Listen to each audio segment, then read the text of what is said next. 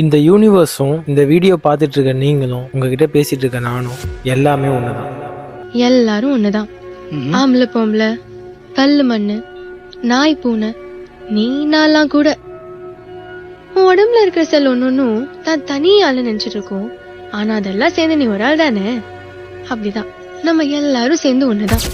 சொல்ல போனா இந்த யூனிவர்ஸ் நீங்க தான். இந்த யூனிவர்ஸ்ல எல்லா பொருளுமே ஆட்டம்ஸால ஆனது. ஆட்டம்ஸ்னா என்னன்னு ஸ்கூல்ல படிச்சிருப்பீங்க. உலகத்துல உள்ள எல்லா பொருளோட ஒரு லீஸ்ட் பார்ட்டிகல். அந்த ஆட்டம் எப்படி அமைஞ்சிருக்கு? சென்டர்ல ஒரு நியூக்ளியஸ், அதை சுத்தி எலக்ட்ரான், புரோட்டான். அப்ப நம்ம சோலார் சிஸ்டம் எப்படி அமைஞ்சிருக்கு? சென்டர்ல சூரியன், அதை சுத்தி எல்லா பிளானட்ஸும் ரிவால்வ் ஆயிட்டு இருக்கு. எப்படி ஆட்டம்ஸும் சோலார் சிஸ்டமும் பார்க்க ஒரே மாதிரி இருக்கு? நம்ம உடம்புல உள்ள செல் எல்லாத்துக்குமே அதோடைய லீஸ்ட் ஆட்டம் கார்பன் தான். அப்போ ஒரு வகையில சொல்ல போனா நம்ம உடம்பு முழுக்க கார்பனால ஆனது. நம்ம மட்டும் இல்ல, எல்லா லிவிங் திங்குமே அப்படிதான். நம்ம சாப்பிடுற ஃபுட்ல இருந்து கன்சியூம் பண்ற புரோட்டீனோடைய லீஸ்ட் பார்ட்டிகல் நைட்ரோஜன் தான். நம்ம பூமியோட அட்மாஸ்பியர்ல 75% மேல நைட்ரோஜன் இருக்கு.